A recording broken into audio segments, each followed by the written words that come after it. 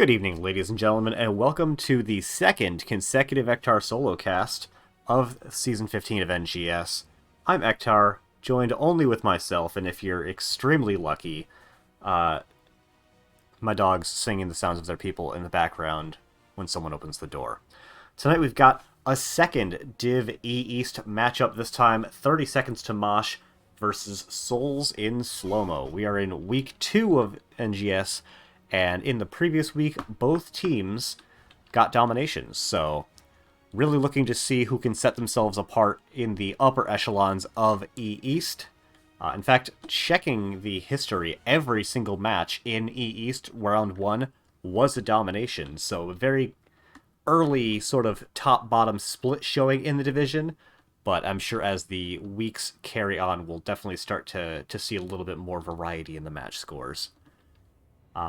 Starting us off with the map pick, the coin toss was won by 30 Seconds to Mosh. They opted for first hero pick. Souls in Slowmo banned out Cursed Hollow and Tomb of the Spider Queen. 30 Seconds to Mosh banning out Garden of Terror, and to nobody's surprise, Brax's holdout, and we find ourselves on Alterac Pass for map number 1.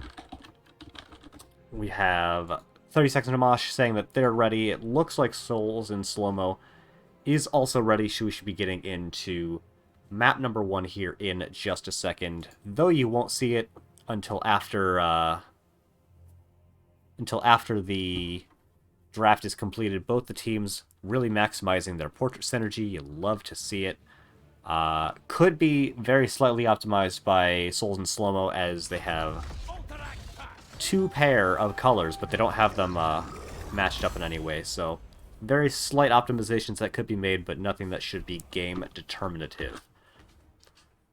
Going on into the draft, Souls in Slowmo choosing the map, which I always find it interesting when teams pick what maps teams choose to go on. I feel it comes down to one of two things in a lot of cases. Either just the map the team is comfortable on, or if you think that you're just better in a particular avenue than your opponent's team, you could go for a map that favors that strong suit. So Alterac Pass, a pretty macro-heavy map. Like, the objective is obviously very strong, but it's also very defendable.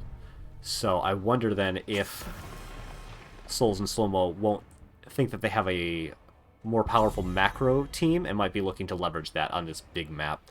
Falstad getting banned out is a really nice way to start things off, if that is what 30 Seconds to Mosh are guessing at, because Falstad, very strong macro hero with obviously that global potential. Let's see if we're going to get a global ban as well from Souls in Slowmo. I love seeing, if you're going to ban out one global, to see all of the globals banned out.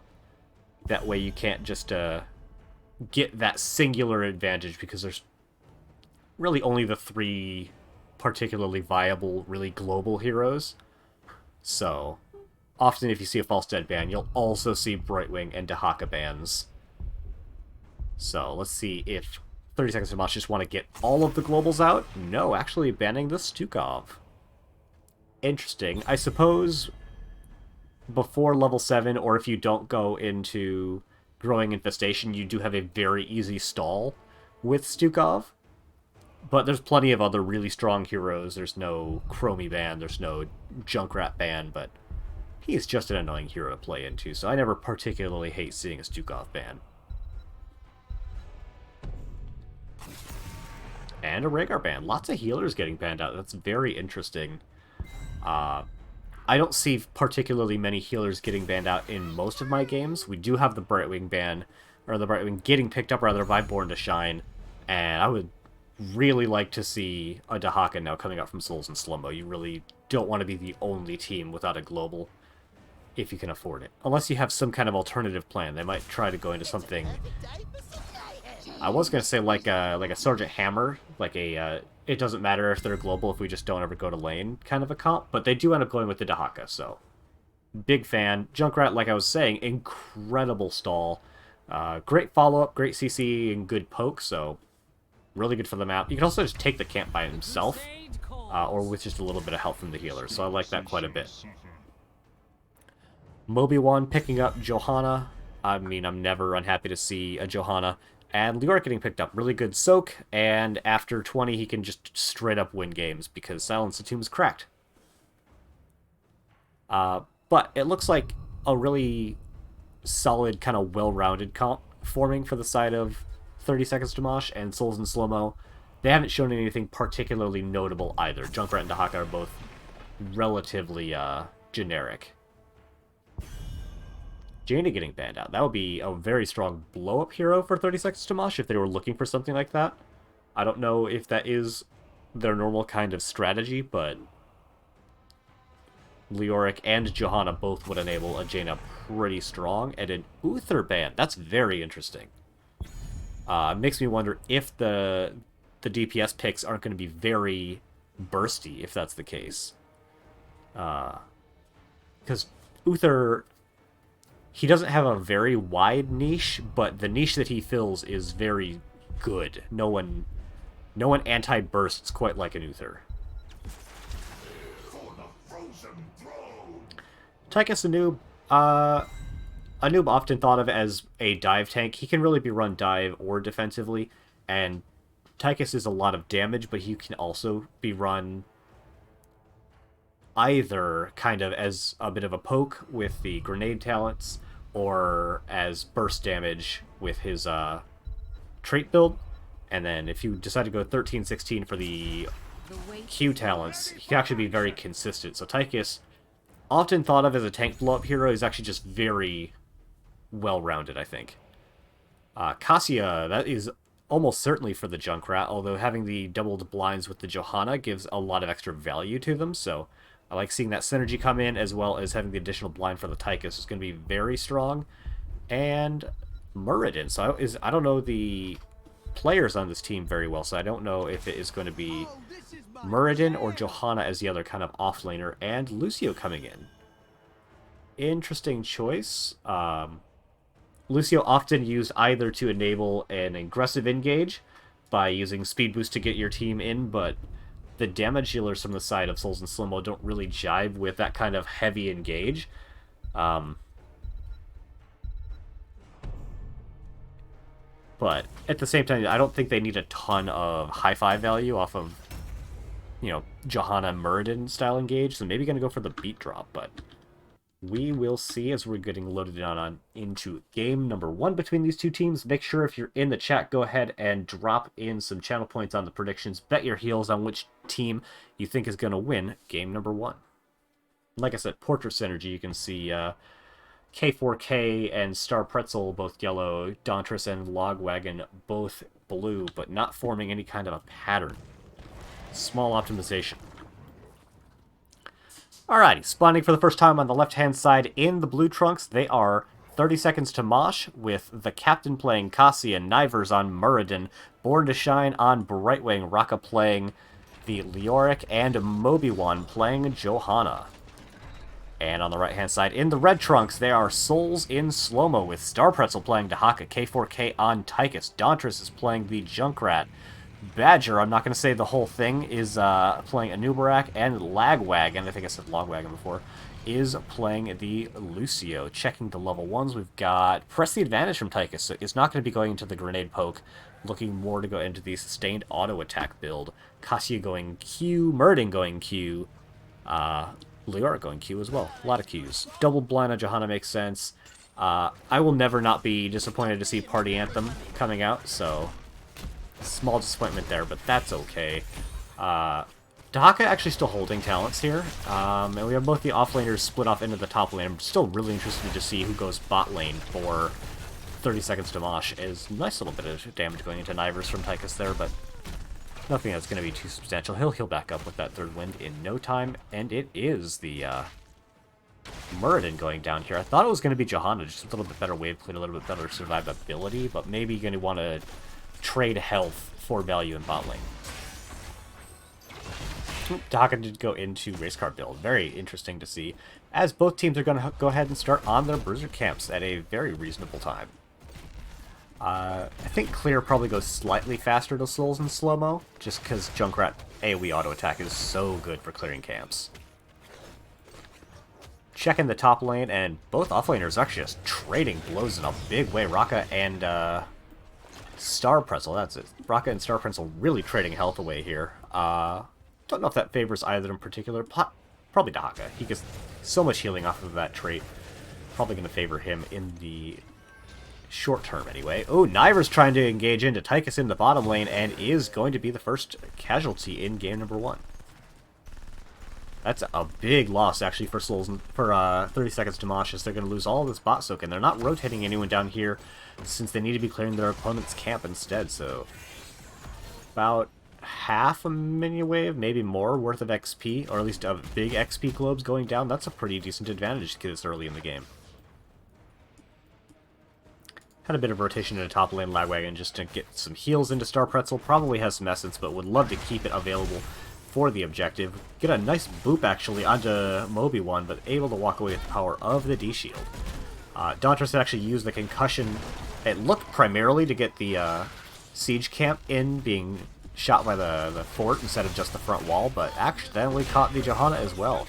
Getting actually quite a couple of boops here. Bornstein getting thrown around, but nothing too significant is going to come out of that.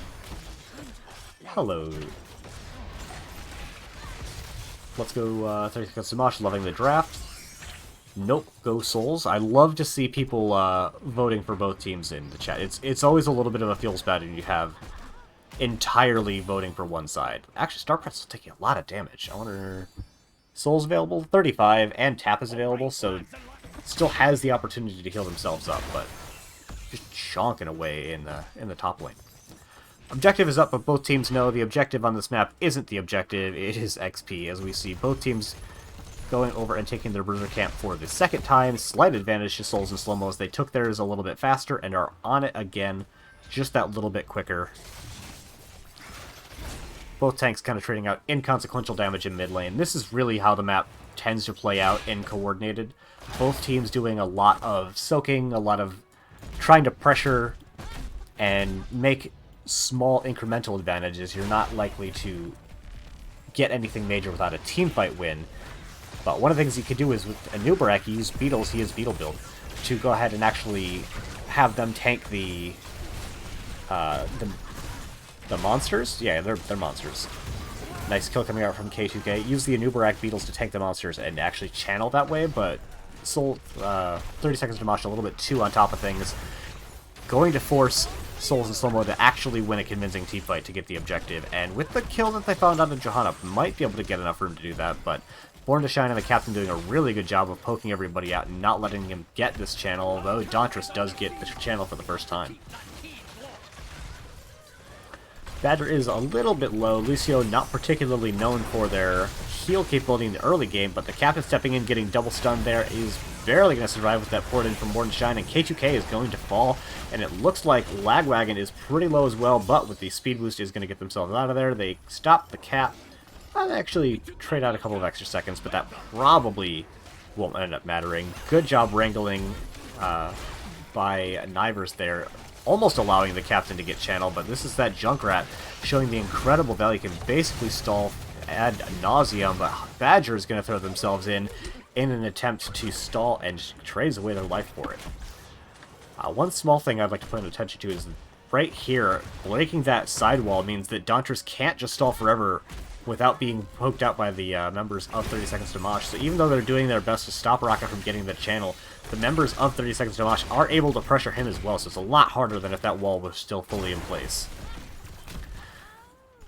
K4K doing quite a bit of damage into Raka. It did go into the bigger they are, so not going to be getting these stacks, going to have the extra damage, but be more reliant on the rest of the team to actually secure those kills as Honey Badger gets a big dive in there. Raka is very low, going to be the next to fall. Dahaka is in, but has to wait for that essence to get him nice and healed up. Finds the tongue onto Johanna, and Moby1 is going to be the next to fall, and this is a bloody game, considering how early we still are. Dauntra's going to get the channel, and with only 6 seconds left, I don't think 30 Seconds to Mosh are going to be able to hold this objective, but they're sure going to make an effort at it. They were not able to get the stall. trying to find a kill on the way out. They do find the stun and the polymorph, but with the extra speed coming out from Lucio, going to get everyone out of there. And Star Pretzel just been soaking this whole time.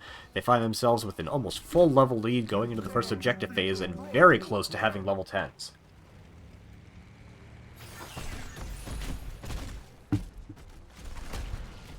Alright, we have the 10s coming in now. We've got the Cocoon. No surprise there. Draken Laser Drill. I think some people might find that a surprise, but when you're going trait build, you really don't want to drop into Odin. That's taking away what you put all of your talent points into, so gonna go with the Draken Laser Drill so they can keep the uptime on that trait.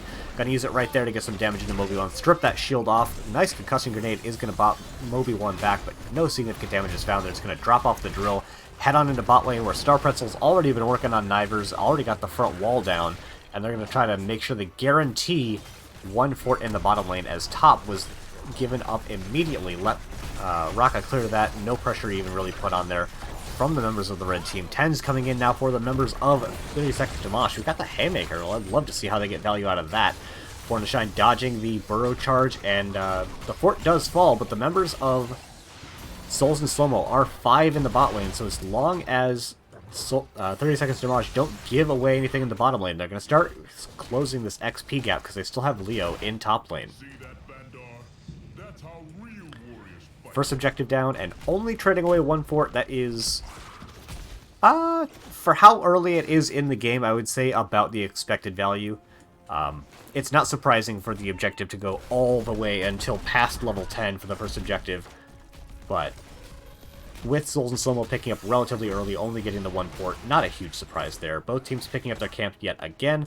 Honey Badger and K4K making sure that 30 Seconds to Mosh aren't taking the boss in bottom lane. Bruisers are just fighting it out, trading, using that health as a resource, trying to get some damage done. A little bit better done for Star Pretzel, but they did have a full objective to help with that. So, not actually trading a ton of value in there. We do have the rest of the members of Souls and Slowmo looking for Raka. She does pop the Wraith Walk, but a big Concussion Grenade is going to secure that kill onto Raka. And Brightwing porting in is likely going to fall as well, as there is not any good way for her to port out to anyone. With 5 members in top now, they're going to just try to push down this top fort using the Draken Laser once again to get that extra damage in. We have the members of Souls and Slowmo, 30 Seconds to Mosh pushing through in mid lane, making sure they get that parity in the forts. Dauntress is here to defend, but really shouldn't be able to defend against 3 members here. So it's unfortunate for 30 Seconds to Mosh losing out on that kill on Raka, but trading a fort for a fort isn't too bad considering that it ended up with the kill in the first place. A big Blessed Shield heading out onto 3. Brightwing is going to port in. Health bars are somewhat in favor of Souls and Slowmo, but 30 Seconds to Mosh doing a good disengage, not using any more than they needed to in that defense. It was 3 heroics, but they'll have most of them back in time for the next objective. Born to Shine knows what the place is, and it is on the siege camp. We have 6 seconds left on the other side, taking it immediately, actually slightly before immediately, missing the condemn on that, but that's not really too big of a deal. Ooh, another big engage coming onto Raka, really not letting her soak in the top lane, and making sure to keep that XP lead by virtue of removing the XP from their opponents. 30 Seconds to Mosh identifying that they cannot step up to take the objective. We see Raka providing vision of them, are going to go ahead and take bottom boss. Nice, interesting play. They figure that their opponents are making the smart conservative play, which is take the objective here and take the Bruiser camp here. So they're going to take the slightly more risky play of taking bottom boss because they didn't have 13 yet. They really couldn't have made a defense on the objective. So they're going to take something else instead. Ooh, big stun, a lot of damage. But that's just going to inflate Born to Shine's killing number, so it's okay.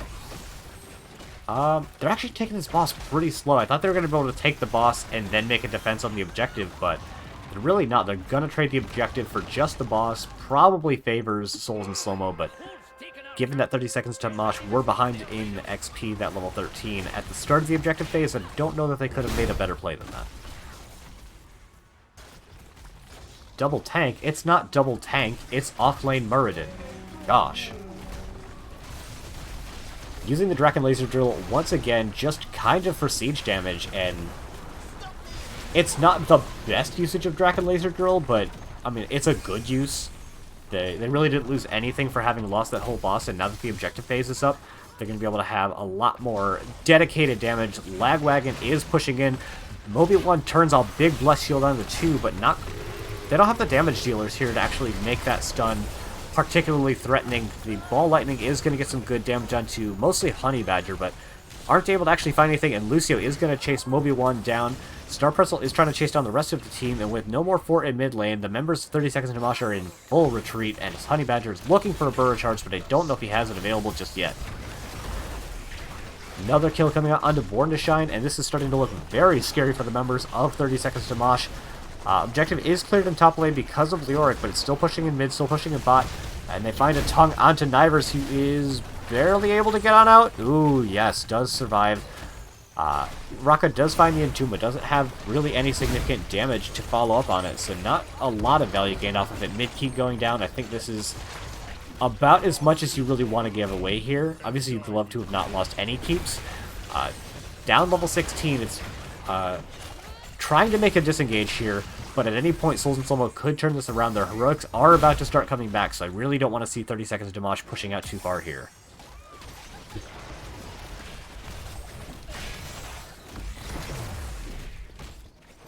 Alright, we have the Bruiser camps being picked up once again. I think I would like to see Souls and Slowmo go for a boss here. They're up level 16 for long enough to take boss. They saw that their opponents were just on their own Knoll camp. And with as far as the lanes pushed out, you're really not going to be able to force a fight. So the boss is probably the next best thing on the map for them to take. They do decide to take it, but I think that Souls and 30 Seconds to Mosh might be able to find level 16 and make a defense here, if they sniff out that this is something that their opponents are want to do. So instead, they're actually not taking it, they're baiting it. We're going to hide the talents here for just a sec and see if they fall for the bait. They identified that the boss isn't being taken. They haven't checked the bush, and there we go. Dauntress gives up the goat by showing that the trap is out. 16s are now available for both teams, and looks like they're just going to try to keep 30 Seconds to Mosh here and find it. They find it engage onto the captain. Brightwing is going to get a nice shield in there. Raka taking quite a bit of damage, actually gets a really big Entomb, but leads to 2 kills and doesn't actually end up going down. I thought it was going to go very bad for them, but I think they got the interruption on the Riptire, which is huge for them. Dahaka, he was split out before. Where did he end up going? Oh, he dug in and died. So not going to be able to get an XP lead. The members of Souls and Slowmo cannot defend this boss anymore, so instead they're going to try to put pressure elsewhere on the map, as 30 Seconds to Mosh are going to take top boss.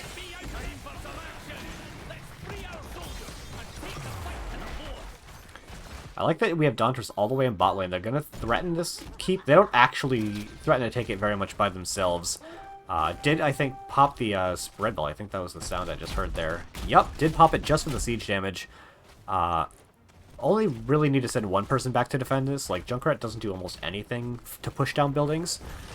Big engage coming out from Souls and Slowmo. A short burrow charge is going to get hit with the Polymorph, followed by the stun, and a stun into double kill. Really nice flank Entomb coming out from Raka. They're actually going to end up trading away this keep, as Dauntress did stay here the whole time, but a keep for an objective at this phase in the game could go very well for the members of 30 Seconds to Mosh if they don't end up trading out too much more. If they end up losing the objective somehow, it's going to go very bad for them, as they're already down the 2 keeps. But as long as 30 Seconds to Mosh are able to control this objective and channel it fully, I think trading out 1 keep is definitely worth it for them. Still 15 seconds remaining on the death timers, perfectly synchronized between Anubrak and Leoric. You'd love to see that. It's very satisfying. So Souls and Slowmo are just going to go ahead and take their own camp. They're going to push out top lane and barely stop this top fort from going down. Looks like we had Brightwing and Leoric taking the camp for them, and I like actually that Souls and Slowmo aren't trying to force this fight. They have a big structure lead. They can afford to eat the objective. They can't afford to trade over kills unnecessarily. So just deciding to make this smart, slow play, let 30 Seconds to Mosh get the objective, and then just clear it on your own time on your own side of the map. I say that, they're positioned out very far forward. They don't have a significant advantage. They're up in buildings quite a bit, but they're not up in levels, they're not up in talent tiers. I'd love to see them just try to take this defense under their own buildings. I say that, and they see Honey Badger setting up in a bush again.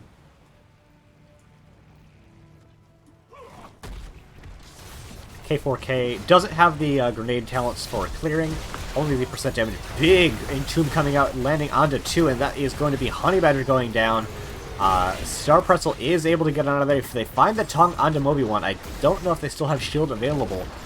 But the very quick kill is going to make this a much more difficult defense, as the single most threatening member for the side of Souls and Slowmo did go down.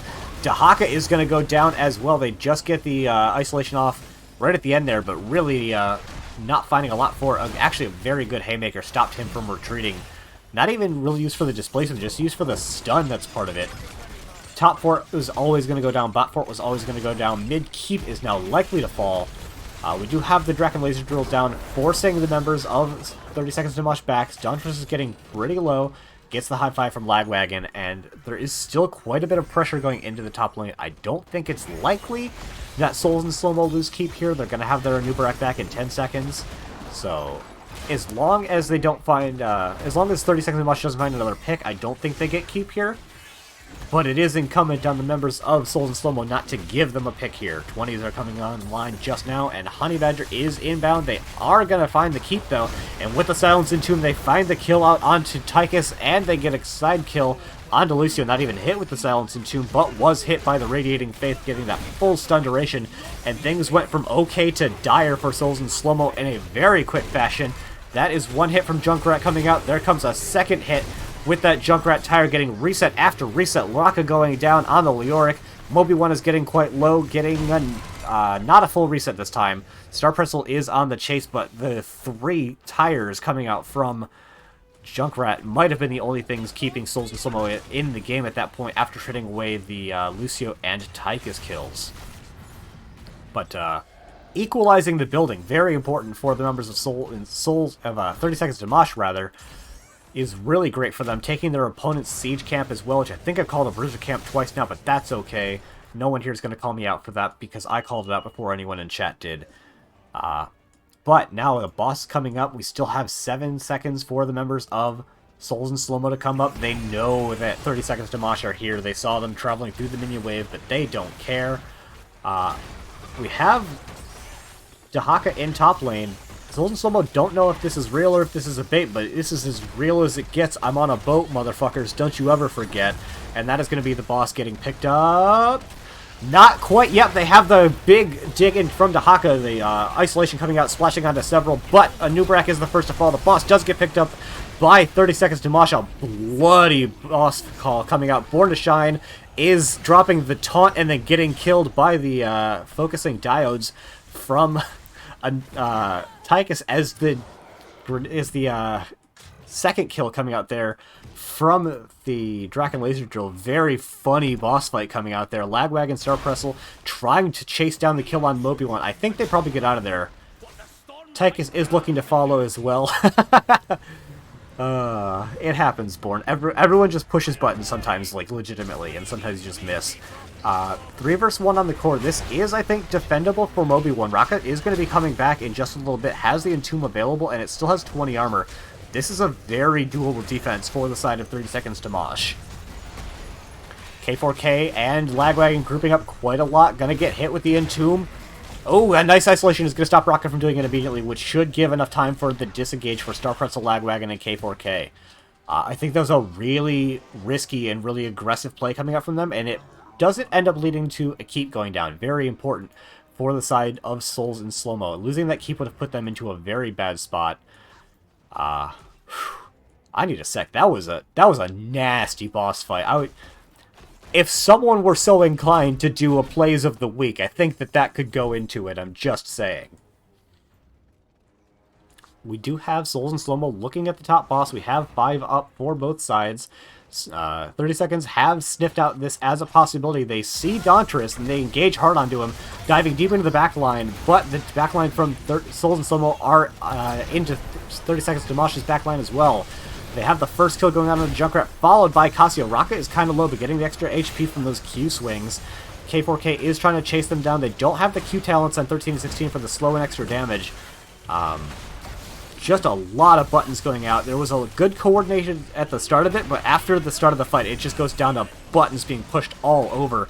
Honey Badger is looking to try and get some stuns, but a good disengage coming out from 30 seconds to Mosh, and Honey Badger going in, I think, a little bit too far. The rest of his front line is there, and that is both teams successfully disengaging from each other, trying to engage, but we actually have Souls and Slowmo trying to make another call for this boss. I bet 30 seconds to Mosh will identify that this is a possibility and regroup the boss for a defense.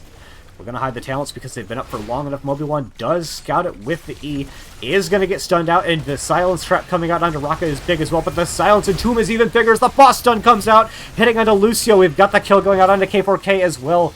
Only you, Honey Badger and Star Pretzel remain alive, but not for long. Honey Badger, the sole survivor at this point, gonna get the charge out of there, but unless he's got a rewind, is probably not gonna survive for long. Souls and Slowmo do disengage. 30 seconds giving up on the engage attempt. Everyone backing as the core got down very low, but 2 empty lanes does not end on this map. The boss does clear and then regain health eventually to a point where just 2 lanes by themselves never clears. Honey Badger's going to back. Nivers was just kind of checking around in top lane, and I think both teams for the time being have decided that they can't take the boss in a way that is safe and smart for them. Dauntress did start the camp. Honey Badger's going to come in, finish the camp. Dauntress is going to be over here to make sure the objective doesn't get channeled without 30 seconds having to at least pay a little bit in health. Cassia going to have some damage into Dauntress, but really, Souls and Slowmo can't make a play here until the rest of their team comes up in 10 seconds.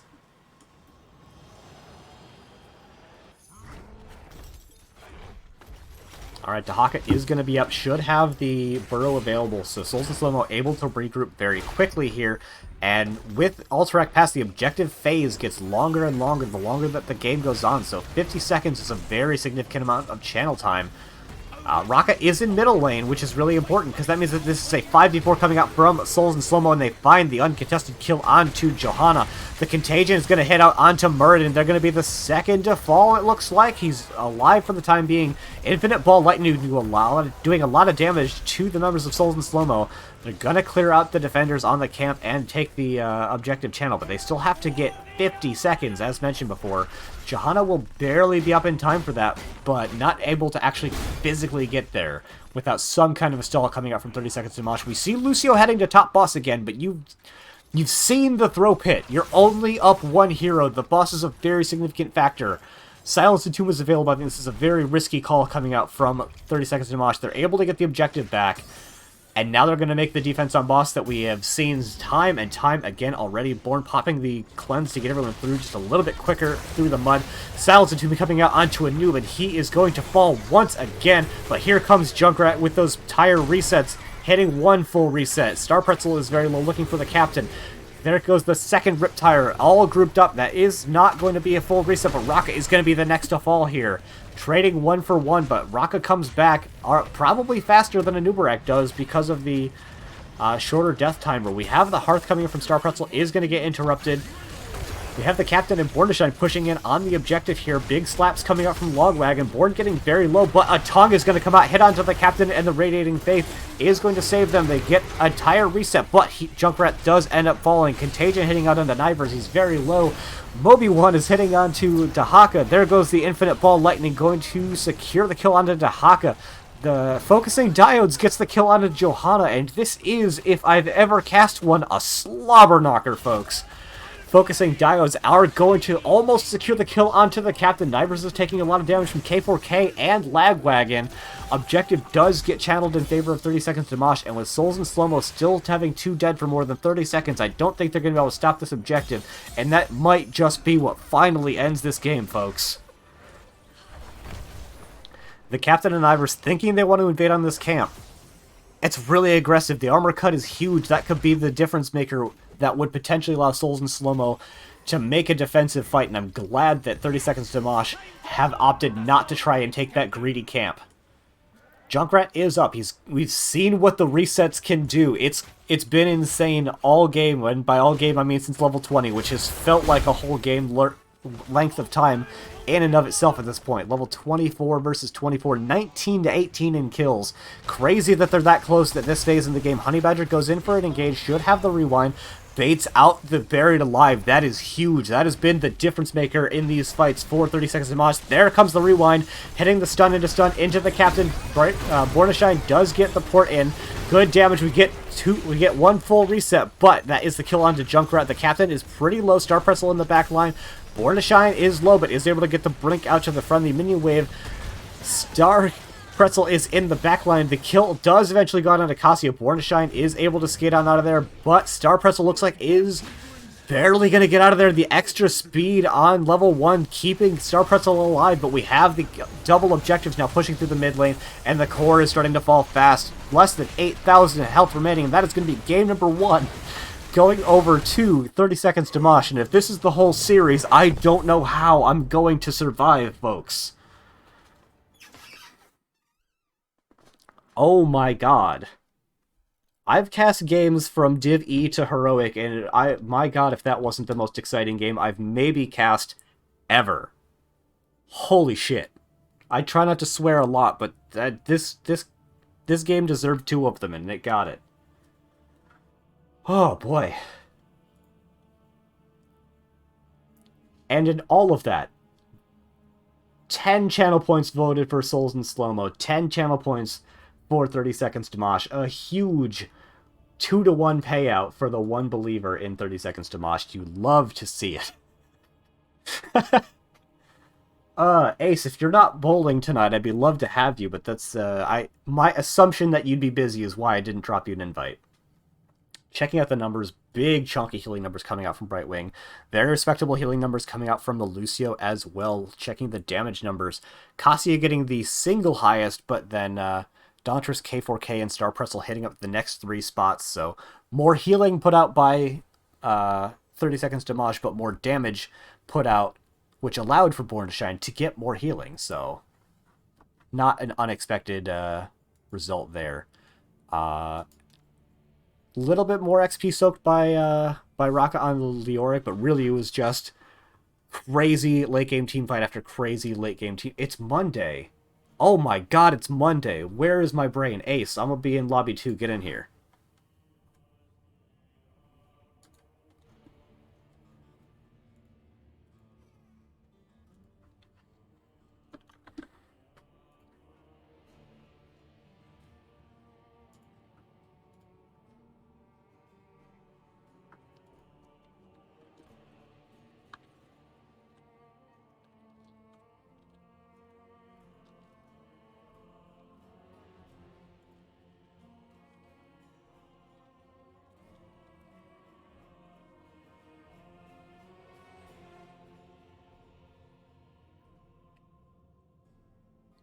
Hi.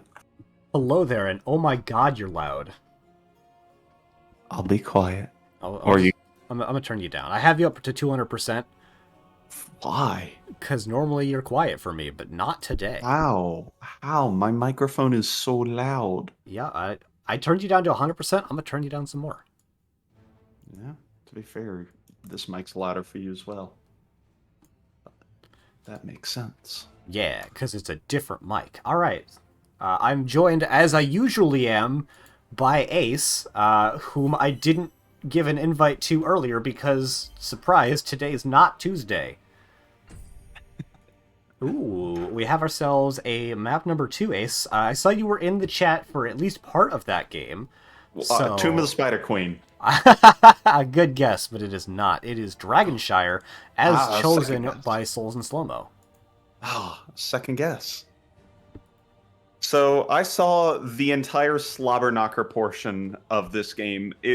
I came in and it was 2-6 in kills around level 16.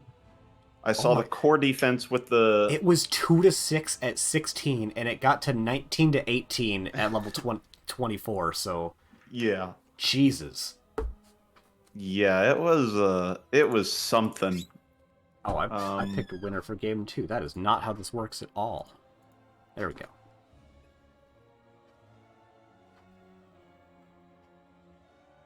So, yeah, I was getting ready, checking some other stuff, and I just keep seeing team fight go one way, team fight go the other way, team fight go one way, boss fight go that way, another team fight into another camp fight or a objective fight into a boss fight. I'm like, oh my goodness, people are going to hit 200 APM on team fights alone. That was a spicy one. It definitely was. Uh, and Dragonshire doesn't tend to play out quite that back and forth necessarily, but because of the three sort of objective point layout, it does tend to go back and forth a lot, and you don't get quite as many objective caps as you do maybe on some other maps. And it allows for a lot of times for teams to be winning in different places, which I think is really interesting to watch.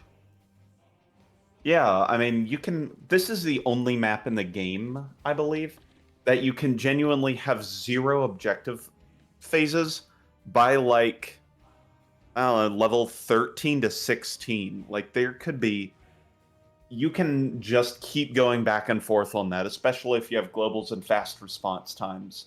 So, or you can have one that pops faster than any other objective in the game and is up by the 2-minute mark. So really a wide range of possibilities just for the first objective, and God help you if you try and predict what happens after that last game. Yeah, that was it's both of those points are true. The series is wild already, but also, like you said, you can have an objective at 2 minutes. You can have an objective at 15 minutes as the first objective, and no other map in Heroes of the Storm really does that. I suppose technically Haunted Mines does that, but that's Haunted Mines, and you should not be taking the objective anyway because it is bad. You objectively put yourself behind for trying to do it. Yeah, that is a reason I don't like playing Haunted Mines, among many other things. I mean, don't get me wrong. I love that there's 4 camps within like almost a vision of each other. Yeah. Yeah, if you hit like zoom out on the caster view, you could probably see all 4 of them. I love that. I like how sort of tight it is. I just the objectives is also it's just terrible. But we have ourselves going in now to game number 2 on Dragonshire, a very different map from Alterac Pass. I wonder then if we're going to see similar kinds of hero bans. In the first game, we had Falstad getting banned out and Stukov in the first round from 30 Seconds to Mosh, and Souls and Slowmo banned out heroes that I don't remember. That doesn't come as a surprise, but nonetheless, it's all new to me, I suppose. So we'll have to see if, a global ban will continue. We saw Brightwing and a Haka in the previous game, so we'll see if those stick around or, the teams opt to go for a more sturdy offlaner that maybe has less rotation capability with the globals. Tychus getting banned out, obviously different from the previous game, as Tychus was represented on Souls and Slowmo in the previous game. Based off of what you saw in that game, do you think any particular heroes deserve to be target banned? Personally, I'm looking at Leoric and Anubarak as possibilities. May I just say 3 words to explain it? Start your engines. If I can say 3 more words, it's the reset into start your engines. And if I have 3 more, because there was a triple, start your engines. That's what I would be looking at. Junkrat controls an obscene amount of space, especially in the bottom lane. Can wave clear on his own, can camp clear on his own. He does everything you need him to in a comp that wants to function independently. Raka's saying that. Look for that. Raka's saying Rhaegar and Blaze were banned out round 1? That doesn't sound right. The engines have been stopped. The Rhaegar sounds right. Hector, I'm going to the VOD. I'm already in it. It was Blaze and Rhaegar. Oh my gosh. With a Jaina afterwards. Yes. Crazy. I don't think I ever processed the Blaze ban game 1. I remember the Rhaegar. That's just a hole in my memory.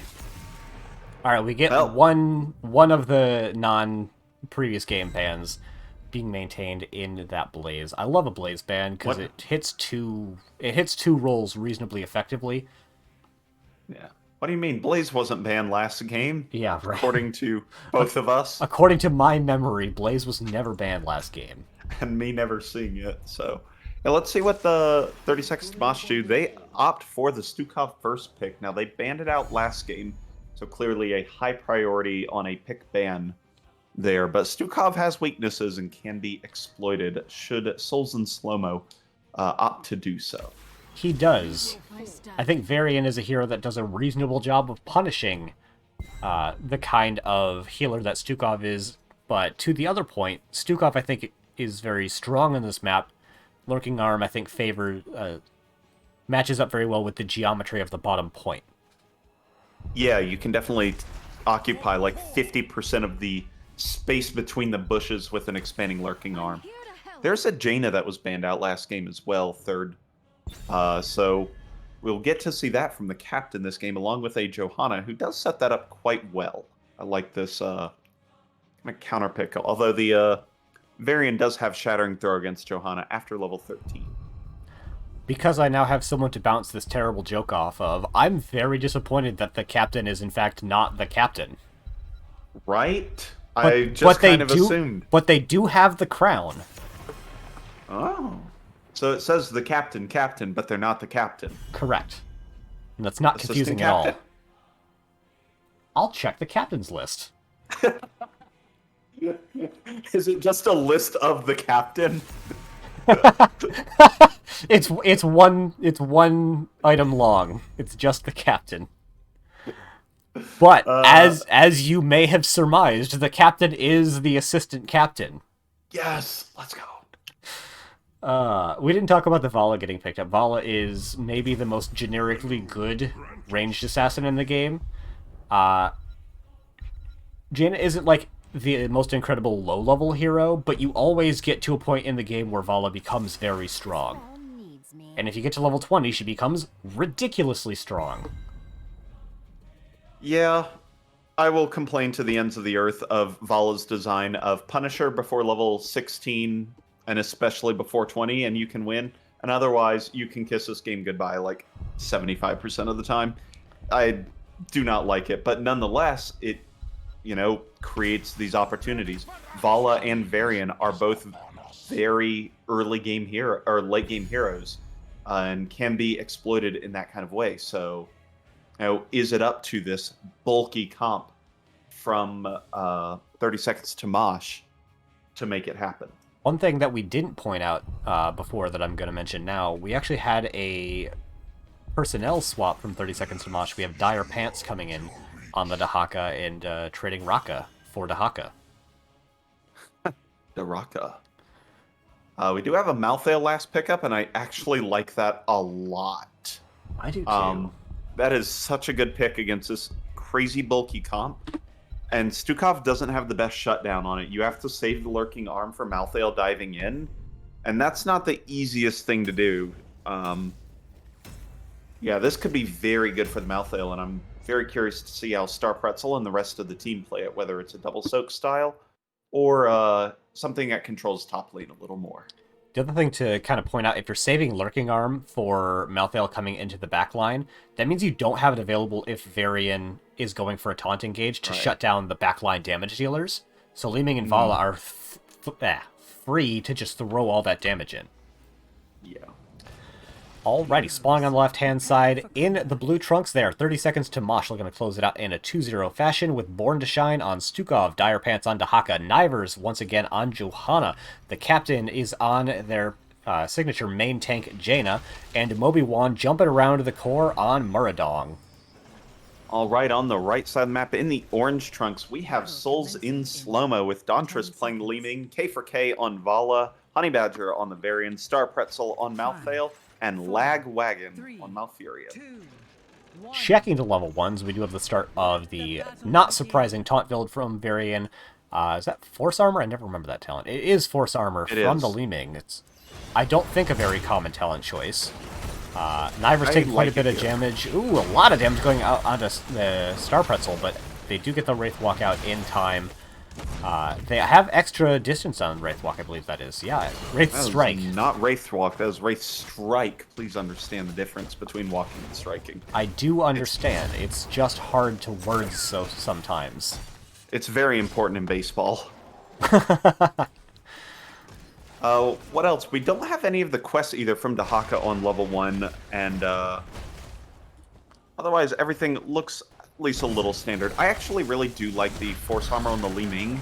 His Lagwagon takes a bunch. Flashlight with the bonus damage is going to confirm that kill.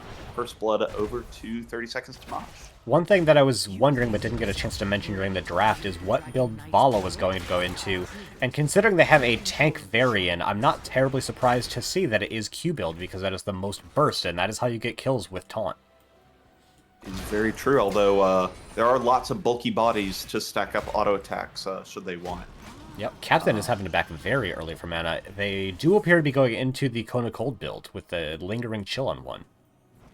Yeah, Talent's been gaining a lot more popularity recently, specifically the Lingering Chill, as the mana return Talent on 4 is just a little bit better, and 4 doesn't have a lot for some of these other builds, so yeah, I've seen it. I like it. We do have a bit of a big stylistic difference coming out from the two teams now. We have the Malthael trying to double soak between mid and bot, trying to give extra 4-man priority in bottom lane, or sorry, mid and top. And we have the Bruiser Camp getting picked up by 30 seconds to Mosh. So gonna have extra pressure in the top lane for 30 seconds to Mosh, but extra pressure in the bottom lane for Souls and Slowmo. And with Varian picking up that taunt, that could be a very deadly combination for them.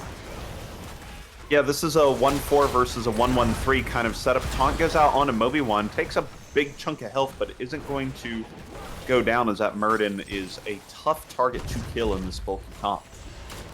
Yeah, is going to start healing up with that second wind. Nivers is starting to take quite a bit of damage, but they miss out on the orb. It's not going to have that big chunk of damage, but this Sleep Root is going to be the thing that secures the first kill over to the side of Souls and Slowmo. Yeah, so one of the things that this 1-1-3 style needs is a lot of wave clear, and unfortunately Murden doesn't bring that here in the mid lane, so maybe it would be judicious. Ooh, as Jaina goes down in the bot. Did not expect that. Yeah, just barely caught the tail end of that. Yeah. To have Johanna being the one floating around in mid for the faster wave clear, which makes for faster rotations down to the bottom lane. Yeah, we do have now K4K rotating in, trying to get some damage and stacks onto Nivers, but weren't able to get it. Oh! I don't even know if I saw the health bar. I just saw the ragdoll, as the kill going from Star Pretzel means that could end up being first objective in favor of Souls and Slowmo. We have Johanna trying to defend at mid, but isn't able to get the flashlight in time. Yep, so first DK picked up here just before the 3.5 minute mark. And it is relatively... It's going to be hard for 30 seconds Mosh to clear it out any amount of quickly, as their damage versus DK is not particularly high here. Yeah, it's basically just on Jaina, but Jaina's very short range, so has a hard time stepping out to get that kind of damage in if they don't have a front line standing in front of them. Yeah, and it's burst damage, not sustained damage, at least until Kona Cold resets go a little higher. So, yeah, there's not a lot to be done here as far as the DK, and now with the tower down in mid, they're going to go up top and see what they can get there. On kind of the other side, though, with Li Ming in the DK, they really can't pressure very hard the heroes for 30 seconds to Mosh in bottom lane, so the 4-man down there is actually going to push them all the way back behind their own wall, as DK is going to go down in top lane, just gets a couple of hits in there, and not able to find a tongue or anything onto Dantris, so just getting a couple of front walls, and really that's about it. Which is about what you expect for a 3.5 minute DK. Build update, we do have the Ice Fury 1, so possibly the Blizzard build from Jaina coming out here, which can do a good amount of damage as well. Nice taunt from Badger, going to go ahead and prevent Moby1 from getting the stun on the Lagwagon. That prevented that kill from going on. Now Dire Pants is burrowed down to try and make something happen here, but nothing comes of it. So 5-man rotation, unable to make a gank happen, and in fact now Johanna going to have to pop the D. So yeah, with that, with the player advantage, they will go ahead and grab bottom Bruiser, but notice on the top Star Pretzel also pushing top for it. Yeah, one kind of small thing to criticize from 30 seconds to Mosh's draft is Stukov, he can do a lot of great follow-up with the Lurking Arm, but they don't have an incredible setup button for it, so it's either being used as a disengage, which is okay, but if you're trying to be aggressive, it's really hard to get a good Lurking Arm off of just a Stormbolt or just a Condemn. So kind of weak Stukov composition until 10. Yep. Once 10 comes around, they've got a real chance at it, though, and we'll see this bulky comp come online, as most do after they pick up the very impactful heroics they get at level 10. Yeah, level 10s are in for Souls and Slowmo. Got Wave of Force, Taunt, obviously. Hasn't picked which upgrade it is. There we go. That's the shield wall. I think it's very expected. Rain of Vengeance, and to be determined as of yet for the rest of the team. Yep. Unlike last game, we do have the avatar this game for the Muradin. No plays being made this game, at least by a Playmaker Ultimate. Isolation again, Ring of Frost coming out to try and finish up some combos and do some incredible burst damage. And Tormented Souls from Malthael coming out. That's I like the option here, actually. I think it's very effective here, even if it is the less pickle. Another big taunt coming out onto the Captain. Wave of Force is going to do some damage, but not secure any kills. Nivers gets brought down very low, Mobion very low, and there's the CC train that you really want to see with the Lurking Arm. Honey Badger is going to fall after the Vala. Dire Pants digs down, might secure a kill onto Lagwagon, but the Waft is going to provide the peeling that is necessary.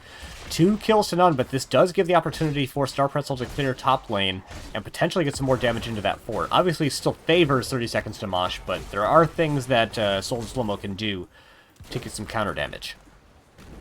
Yeah, the push here in the bottom lane is very strong right now, but they are missing Soak elsewhere for it. So we're hoping to see 30 seconds to Mosh get some significant damage done here, and they've got a tower down. Doesn't look like they'll get a second. That's a lot of damage coming out. Mobiwan able to whoop right on away, and now 30 seconds Mosh has to retreat, and Souls and Slowmo can take that bottom point and threaten a capture.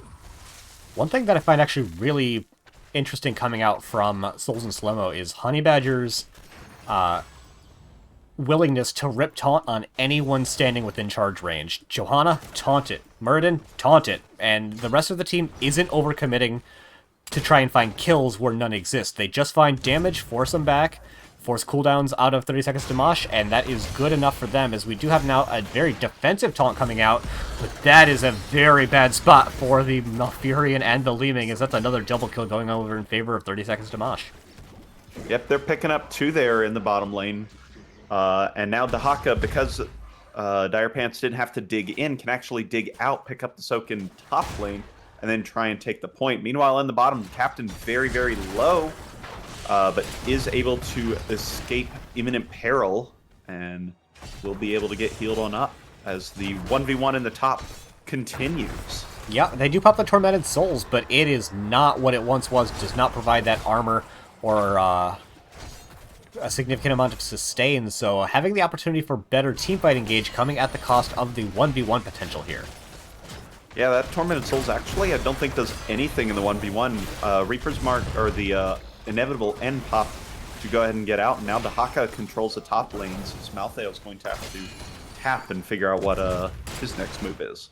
I think his next move is just to soak mid lane and stop anyone from getting the channel there, but yeah, as time goes on, things are starting to look progressively worse for Souls and Slowmo as a big Blessed Shield comes out, Born to Shine is slapping Dauntress away.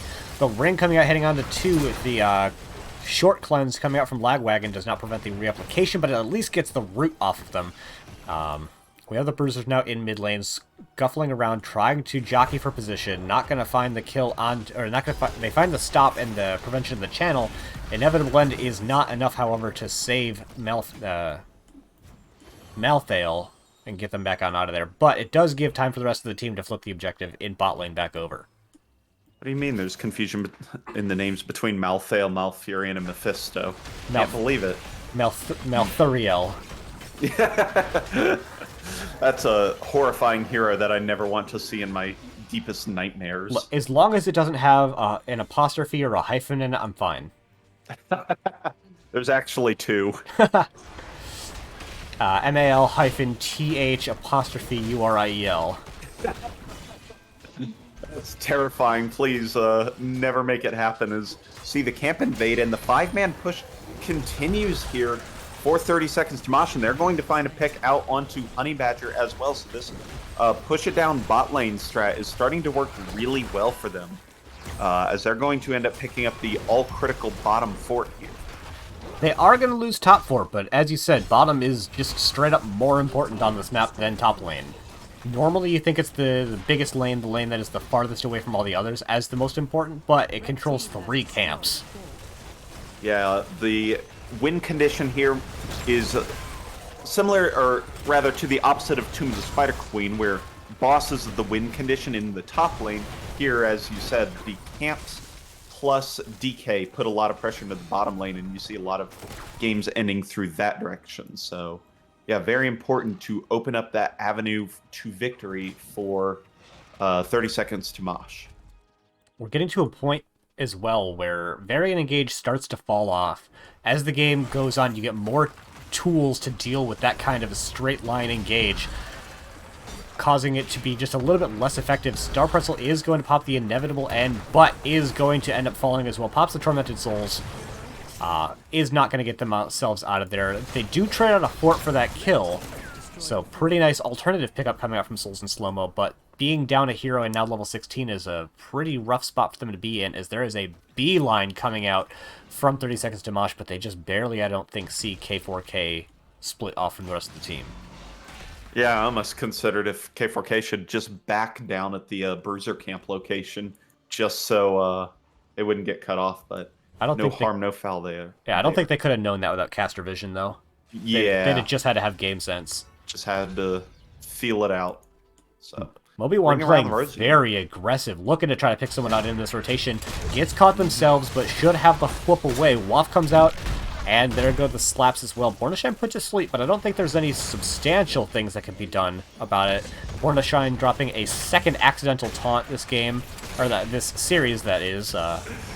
But Moby1 is able to get away. Dire Pants is able to skirt on away as well. Star Pretzel looking to find something. All he finds is a root from the captain. Badger's looking to find something, but the rest of the team is not really in a spot to follow up on a taunt right now. If you taunt, I want to emphasize taunt from Varian, not taunt J-Key from Born to Shine, who has, again, if it's 2 times, is it accidental? I don't know. REC will be seeing you soon. Oh, what is that saying? Once a coincidence. Nope. Oh, I've lost the thing. Yeah. Once is a curiosity, twice is a coincidence, 3 times is a conspiracy. Big actual engage coming out from Star Pretzel, able to heal himself quite nice with that Tormented Souls for the first time, actually as part of a team fight. But it looks like the R buttons have been pushed for Souls and Slowmo, and they haven't found a kill yet, and their health bars are starting to drop fast, as that is the kill going out onto both of the frontliners for Souls and Slowmo, and being down now 2 levels, the scaling is starting to matter, as 30 seconds to Mosh don't lose anyone. Everyone got very low, but were able to survive all of the onslaught from Souls and Slowmo. Yeah, that was, there were 4 Lurking Arm resets during that fight from Born to Shine that constantly disrupted the plans of Souls and Slowmo. So that was just a great job, and not hitting the taunt key, importantly, through that fight. So that was really, I think, one of the big turning points there. So nice job there. I'm pretty sure that Honey Badger hit the taunt key at some point during that fight. You know the joke what? never gets old, Ace. It sure doesn't, Ektar. I'm glad we made that one exactly 1 minute ago. One, I think, underappreciated thing to point out here is that's like the 4th or 5th Bruiser camp that's been taken from the side of 30 Seconds to Mosh, which just has not been kept up by Souls and Slowmo. Dauntress is going to get picked up there. Oh, no, but is able to get the blink out in time. I'm surprised they were able to get away. Blessed Shield comes out. There goes the whoop, securing the kill, and Malfurion going to be the next to fall. Things are starting to look pretty bad. I was saying that the Bruiser camp just buying extra space and extra damage for the members of 30 Seconds to Mosh, and we saw that Bruiser camps almost by themselves got that entire top fort. Yeah, it's working really well for 30 Seconds to Mosh, and they're going to pick up the DK and level 20 here in just a moment. That's going to be a big power spike to maybe be able to take if not one major building, probably two, as this mid fort will be fairly easy to go down quickly. We do have an engage coming out of Moby1, who does pop the rewind to try to secure the kill onto Honey Badger, but they themselves get killed. Pretty good damage coming out, but not going to be enough to get the kill onto Honey Badger, and that is going to stymie a lot of the potential damage coming out from 30 Seconds to Mosh. They don't have most of their frontliners available, but they do still have the Dahaka, so maybe going to be able to still find something.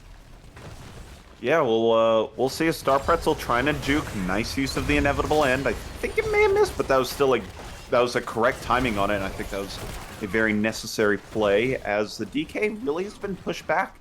Only getting the one fort again is a real win here for Souls and Slowmo, as they may be able to work their way to level 20 without any heat casualties. Yeah, that would be huge for them if they're able to kill the DK.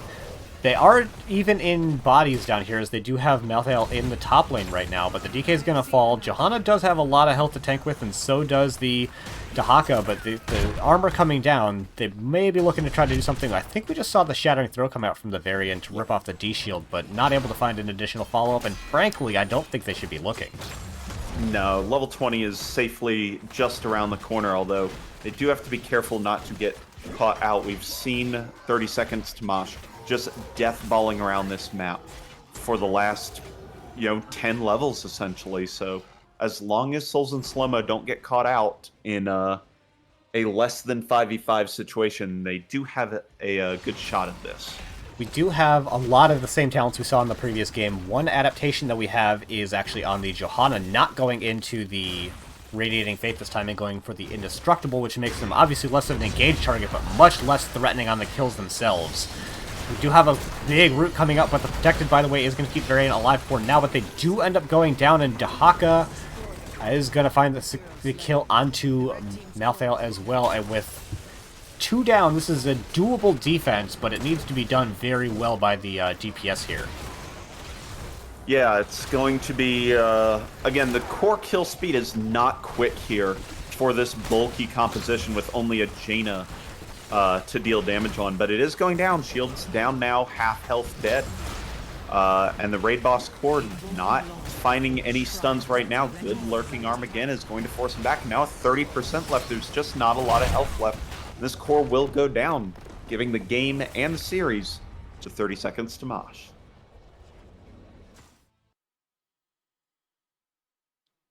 Very different from the first game. In ways, yeah. I mean, they still opted to run the double tank / very bulky composition with a big damager on the side, but overall, yeah, there wasn't that back and forth nearly as much. Although, to be fair, I think we'd both be presenting to the emergency room if we had a game like that first one again. I think now in retrospect that the Tychus ban coming out from 30 Seconds to Mosh was very smart. Yeah, I mean, Tychus and Junkrat, but especially the Tychus one, just works out so well for the composition they wanted to run, and it definitely showed. For sure. Actually, a very big difference in heal numbers coming out for the members of 30 Seconds to Mosh as well. Once again, the most damage being dealt by Dauntress, followed by one member of 30 Seconds to Mosh, followed by 3 members of Souls and Slowmo. So same as last time for relative hero damage, but whereas in the previous game I thought that the disparity in damage was made up for by the disparity in healing, I think this time the extra healing significantly exceeded that extra damage being done. I think Malfurion getting a lot of really good roots, but just not quite keeping up in the heals department, particularly in the teamfight scenarios. Yeah, Bornstein did a great job getting continuous lurking arm resets to constantly force repositioning from Souls and Slowmo and just being a thorn in their side, even if it wasn't going on direct follow-up, which there are plenty of. Still just a very good way of making these team fights work in their favor. And then the captain, with several non-setup rings, just kind of fired him off and found a pick out of it. Worked out exceedingly well for them. Yeah, and it really shows in the kill differential this game, 14-6. Definitely a lot closer than in the previous game, especially if we discount like deaths just before the game ended. And also, Born to Shine joining the No Deaths Club in Game 2. There you go. Prestigious club right there. I don't think Taco is watching right now, so I doubt we're going to get the relevant emote spam, but it's always nice to mention anyway. Oh, We do have confirmation of an interview with 30 Seconds to Mosh, so let's go ahead and hop into our favorite lobby number 2.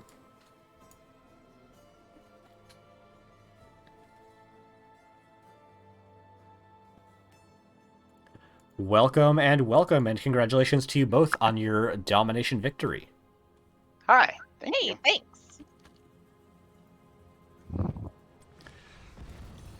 So tell me how you're feeling right now. Well, after the first game, we were a little sweaty. I'm super sweaty. I need another shower. Yeah, we had one guy who Nivers wanted to take a shower, but we wouldn't let him until we got the win.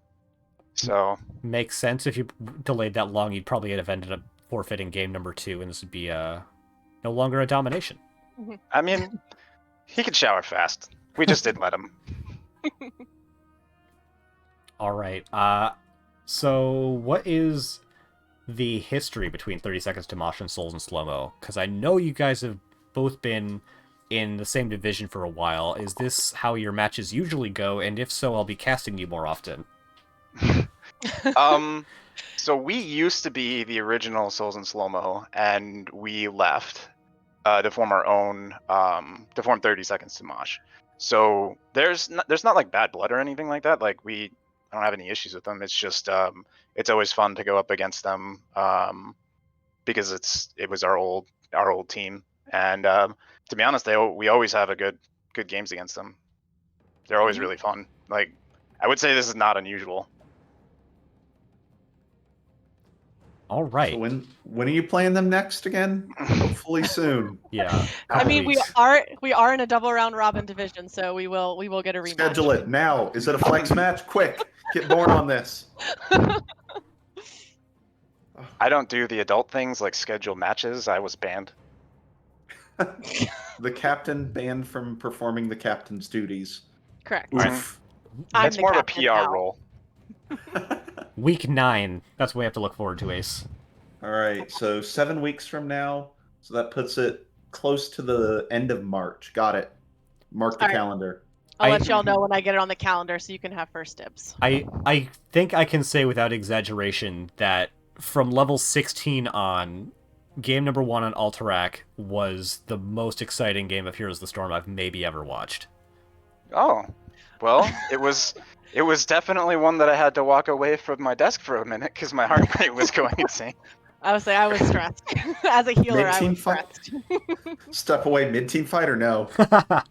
No, you can't stop moving on Cassia. But once I hit 16, I could actually fend in and do damage and not just die instantly. So, I mean, it still happened, but there was more.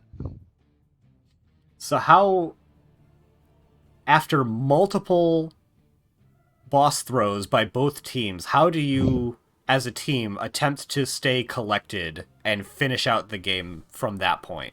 Because failing boss takes, boss invades, or core calls is something that my team has then struggled to rally back from. You were able to get the win. How are you able to stay composed?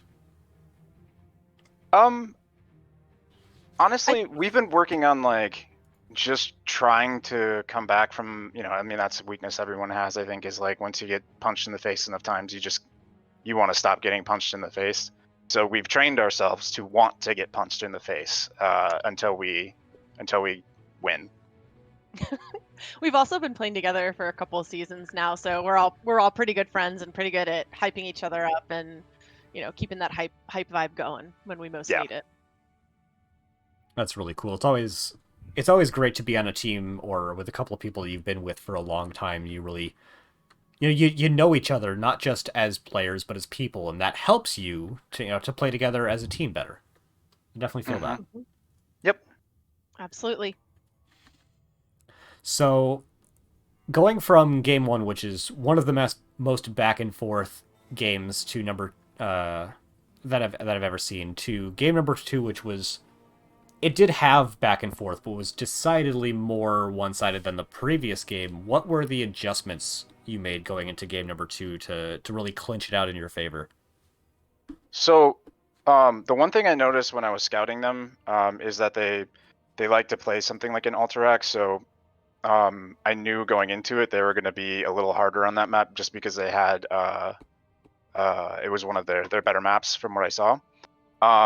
So going into game two, I really just tried to think about what they were going to do on Dragonshire that would hurt us. And since we were running, even with a Joe, we're running and kind of a beefier front line, we had to worry about that Tychus. And then Junkrat on that map is just really dumb. So the adjustments were really just, take away that Junkrat, take away the Tychus, and if I remember right, we took the Diablo. We banned the Diablo in the second one. So it was really just trying to keep them from having too much of a presence on the shrine. And then picking Jaina earlier because it got banned out against me the first game.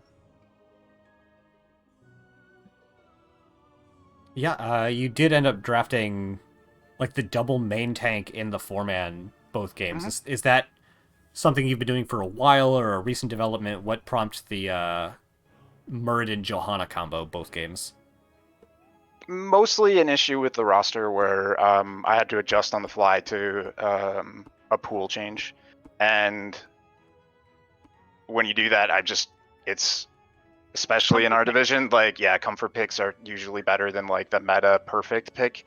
If someone knows how to play their hero and they're comfortable on it, they're not going to be stressed out about fucking up. So the double tank was there. Yeah, and we've run double tank with I've run a Varian taunt and a Muradin, and we've done kind of Muradin bruiser stuff before, and it's fun. It's not something we do very often, but if there's a pinch, we can. Alrighty, I've only got sort of one and change questions left. This one's specifically for you, Born. When did you become so toxic, taunting mid-team fight? Oh my god, I am so sorry. I am really sorry. So they had me so stressed. I was mashing all my buttons and it taunted. And I'm like, oh god. So, props to them for getting me so completely flustered. I was very stressed. So I'm sorry. I went and unbound that key so that doesn't happen anymore. What key was it on? I don't know. I was pressing everything. Because I will say I found it very amusing in game one when it happened, and then you died to the Tychus drill. It was karmic. Yeah. We don't put up with any of the taunt spray shenanigans. So if it comes from our team, it was a mistake. I know, which is that's a good cover. I know specifically Born has feelings about taunts, B steps, and what have you. So it was very amusing that it slipped out twice. Amusing for you, very stressful for me. I felt horrible. Ace, do you have anything for our esteemed guests?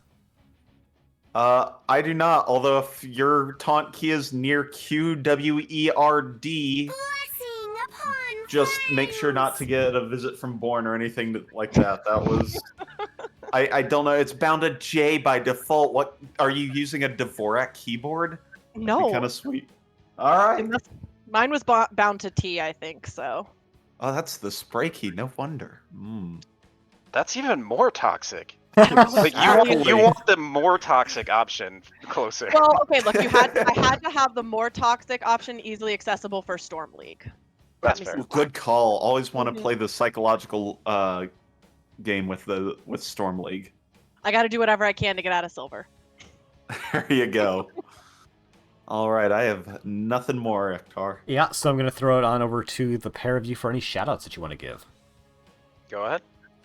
All right, well, shout outs first and foremost to the team. Y'all showed up tonight, and I'm really proud of you. Thank you to both of you guys for the cast. We really appreciate it.